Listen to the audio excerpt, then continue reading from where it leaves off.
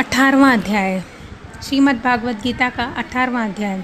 अर्जुन बोले, हे महाबाहो, ये अंतर्यामिक हे वासुदेव, मैं संन्यास और त्याग के तत्व को पृथक पृथक जानना चाहता हूँ। श्री भगवान बोले, कितने ही पंडित जन तो काम्य कर्मों के त्याग को संन्यास समझते हैं तथा दूसरे विचार कुशल पुरुष सब कर्मों के फल को त्यागने को त्याग कहते हैं। कोई एक विद्वान ऐसा कहता है कि कर्म मात्र दोष युक्त है, इसलिए त्याजने के योग्य है, और दूसरे विद्वान यह कहते हैं कि यज्ञ दान और तप रूप कर्म त्यागने योग्य नहीं है। हे पुरुष श्रेष्ठ अर्जुन, संन्यास और त्याग, इन दोनों में पहले त्याग के विषय में तू मेरा निश्चय सुन, क्योंकि त्याग सात्विक, राजस और तामस भेद 3 प्रकार से कहा जाता है। यज्ञ दान और तप रूप कर्म त्याग करने के योग्य नहीं है, बल्कि वह तो अवश्य कर्तव्य है, क्योंकि यज्ञ दान और तप ये तीनों ही कर्म बुद्धिमान पुरुषों को पवित्र करने वाले हैं। इसलिए हे पार्थ, इन यज्ञ दान और तप रूप कर्मों को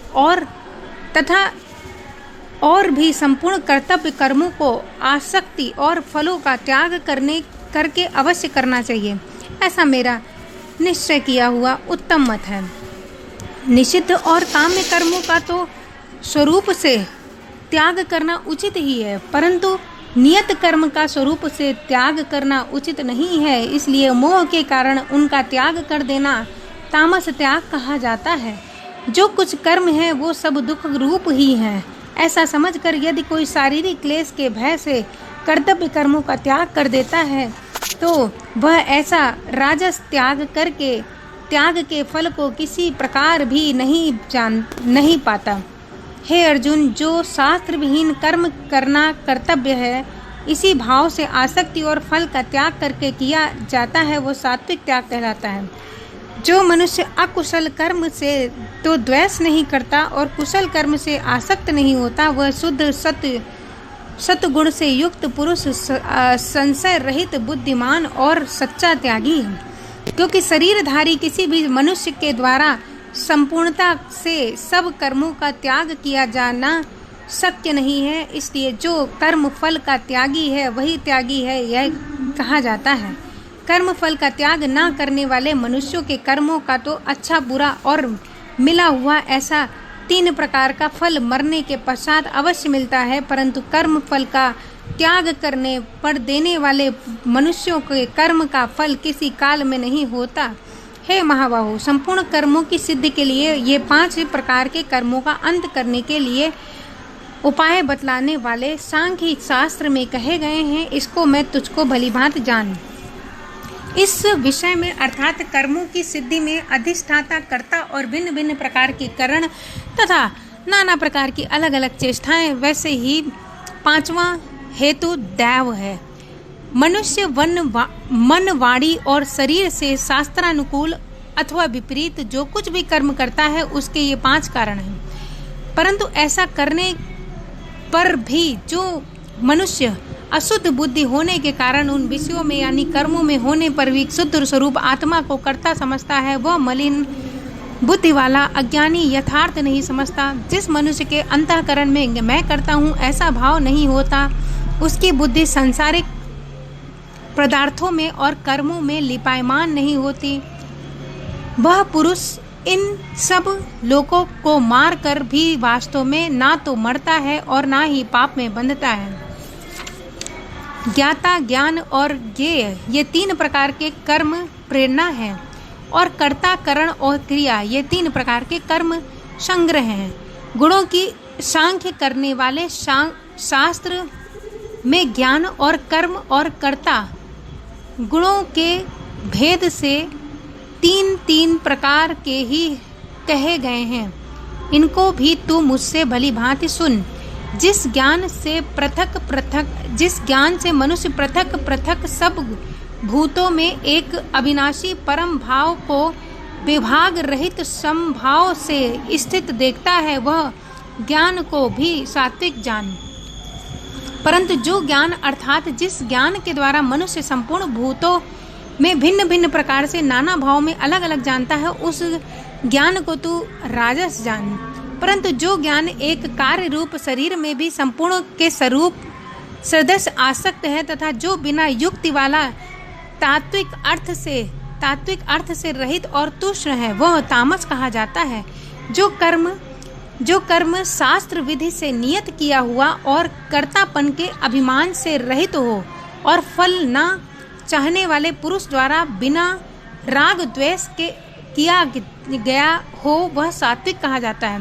परंतु जो कर्म बहुत परिश्रम से युक्त हो तथा भोगों को चाहने वाले पुरुष द्वारा या अहंकार युक्त पुरुष द्वारा किया जाता है वह कर्म राजस होता है।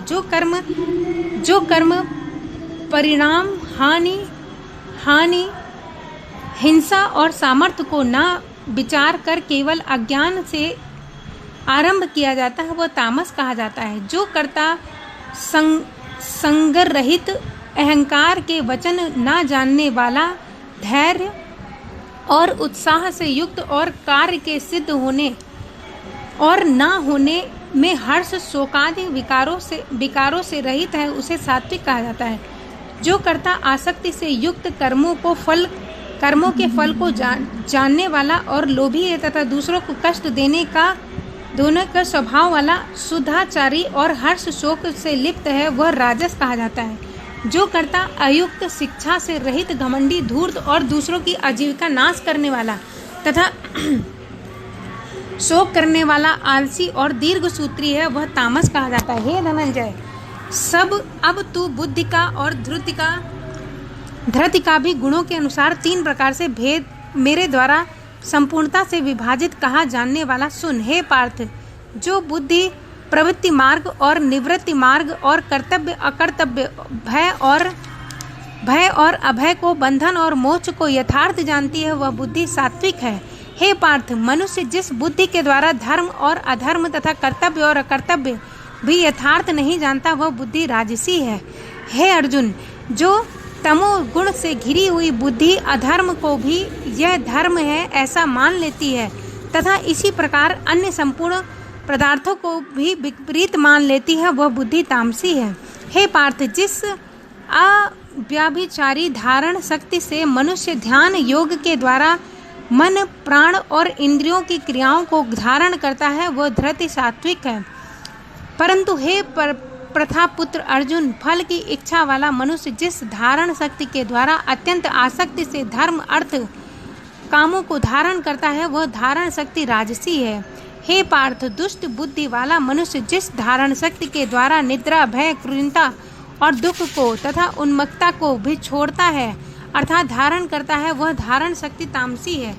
हे भरत श्रेष्ठ, अब 3 प्रकार के सुख को भी तू मुझसे सुन। जिस सुख में साधक मनुष्य भजन ध्यान और सेवादि के भाव में रमण रहता है और उसे दुखों के अंत को प्राप्त हो जाता है ऐसा सुख है वह आरंभ काल में यद्यपि विष के तुल्य प्रतीत होता है परंतु परिणाम में अमृत के तुल्य है। इसलिए वह परमात्मा विषयक बुद्धि के प्रसाद से उत्पन्न होने वाला सुख सात्विक कहा जाता है।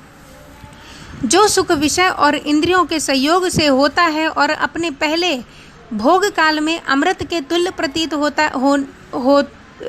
प्रतीत होने पर परिणामों में विष के तुल्य है इसलिए वह सुख राजस कहा जाता है। जो सुख भोग काल में तथा परिणाम में भी आत्मा को मोहित करता है तथा निद्रा आलस्य और प्रमाद को उत्पन्न सुख तामस कहा जाता है। पृथ्वी में तथा आकाश में देवताओं में तथा इसके सिवा किसी भी ऐसा कोई भी सत्व नहीं है जिससे प्रकृति से उत्पन्न इन तीनों गुणों में रहित हो। हे परम तप ब्राह्मण क्षत्रिय और वैश्यों के तथा शूद्रों के कर्म स्वभाव से उत्पन्न गुणों द्वारा विभक्त किए गए हैं।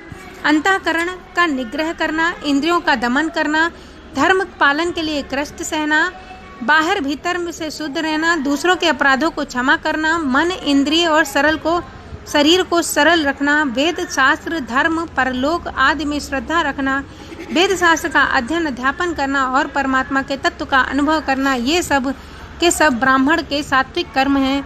शूरवीरता तेज धैर्य चतुरता और युद्ध में न भागना दान देना स्वाभाविक है, ये सब क्षत्रिय के स्वाभाविक कर्म हैं। खेती गोपालन और क्रय विक्रय सत्य व्यवहार ये वैश्य के स्वाभाविक कर्म हैं। तथा सब वर्णों का सेवा करना शूद्र का ही स्वाभाविक कर्म है।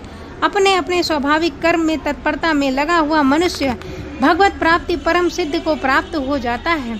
अपने स्वभाव कर्म में लगा हुआ मनुष्य जिस प्रकार कर्म करके परम सिद्ध को प्राप्त होता है, उस विधि को तू सुन। जिस परमेश्वर में संपूर्ण प्राणियों की उत्पत्ति हुई, जिसने ये समस्त जगत व्याप्त है, उस परमेश्वर की अपनी स्वाभाविक कर्मों द्वारा पूजा करके मनुष्य परम गति को प्राप्त होता है। अच्छी प्रकार आचरण किए हुए दूसरों के धर्म से गुण रहित भी अपना धर्म श्रेष्ठ है, क्योंकि स्वभाव से नियत किए हुए स्वधर्म रूप कर्म को करता हुआ मनुष्य पाप को नहीं प्राप्त होता है। अतएव हे कुंती पुत्र, दोष युक्त होने पर भी सहज कर्म को नहीं त्यागना चाहिए, क्योंकि धुएं से अग्नि की भांति सभी कर्म किसी न किसी दोष से युक्त हैं। सर्वत्र आसक्ति रहित, बुद्धि वाला, स्पृहा रहित और जीते हुए अंतःकरण वाला पुरुष सांख्य योग के द्वारा उस परम नैष्ठ कर्म सिद्धि को प्राप्ति होता है, जो कि ज्ञान योग की परानिष्ठा और नैकष्म सिद्धि को जिस प्रकार से प्राप्त होकर मनुष्य ब्रह्मा को प्राप्त होता है, उस प्रकार को हे कुंती पुत्र तू संक्षेप में मुझसे समझ।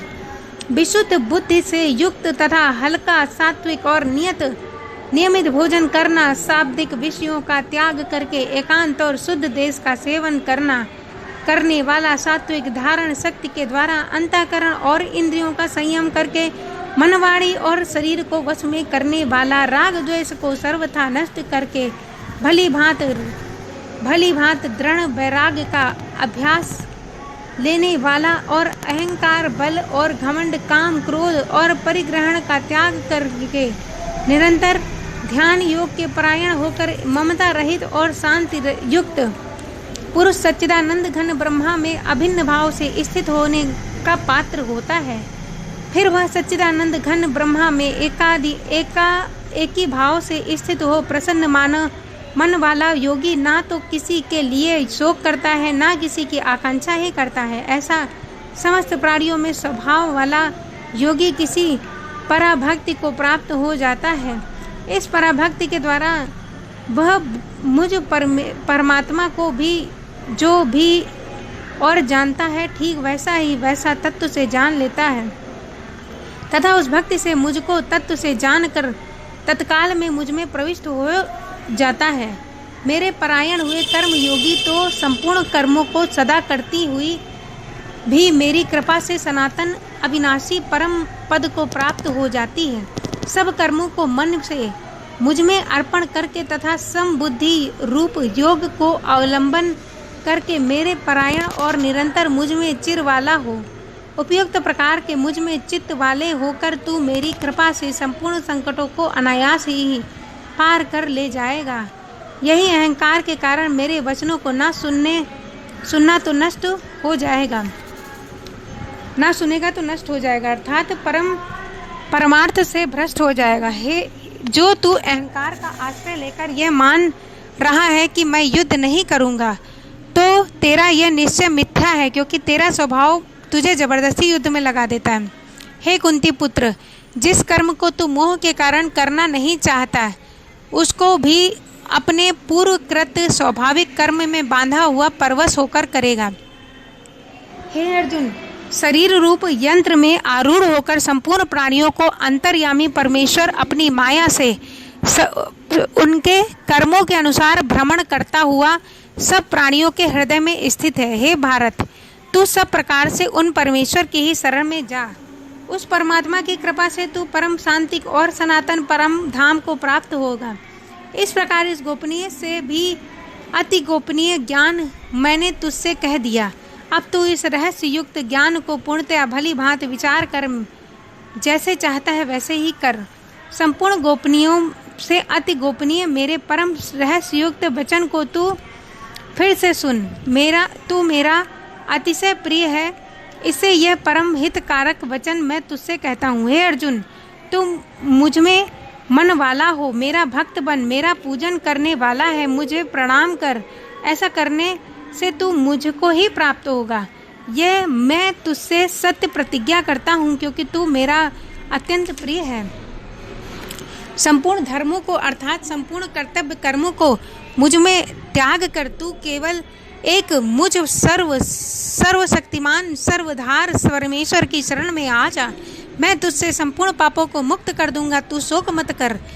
तुझे यह गीता रूप रहस्य उपदेश किसी भी काल में ना तो पाप रहित मनुष्य से कहना चाहिए, ना भक्ति रहित और ना सुनने की इच्छा वाले से कहना चाहिए, तथा जो मुझ में दोष रहित रहता है उसमें किसी भी नहीं कहना चाहिए।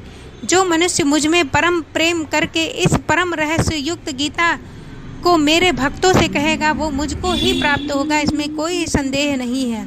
उससे बढ़कर मेरा प्रिय कार्य करने वाला मनुष्यों में कोई भी नहीं है, तथा पृथ्वी पर उससे बढ़कर मेरा प्रिय दूसरा कोई भविष्य में होगा भी नहीं। जो पुरुष इन धर्म में इस हम दोनों के संवाद रूप गीता शास्त्र को पढ़ेगा उसके द्वारा भी मैं ज्ञान यज्ञ से पूजित होऊंगा, ऐसा मेरा मत है। जो मनुष्य श्रद्धा युक्त और दोष दृष्टि से रहित होकर इस गीता शास्त्र का श्रवण भी करेगा वह भी पापों से मुक्त होकर उत्तम कर्म करने वालों के श्रेष्ठ लोकों में प्राप्त होगा। हे पार्थ, क्या इस गीता शास्त्र को तूने एकाग्र चित्त से श्रवण किया है? और हे धनंजय, क्या तेरा अज्ञान जनित मोह नष्ट हो गया? अर्जुन बोले, हे अच्युत, आपकी कृपा से मेरा मोह नष्ट हो गया और मैंने स्मृति प्राप्ति कर ली है। अब मैं संशय रहित होकर स्थित हूँ और आपकी आज्ञा का पालन करूँगा। संजय बोले, इस प्रकार मैंने श्री वासुदेव के और भगवान अर्जुन के अद्भुत रहस्य रोमांचकारक संवाद को सुना। श्री व्यास जी की कृपा से दिव्य दृष्टि पाकर मैंने इस परम गोपनीय योग को अर्जुन के प्रति कहे हुए स्वयं योगेश्वर भगवान श्री कृष्ण को से प्रत्यक्ष सुना। हे राजन, भगवान श्री कृष्ण और अर्जुन के इस रहस्य युक्त कल्याणकारक और अद्भुत संवाद को पुनः पुनः स्मरण करके मैं बार बार हर्षित हो रहा हूँ।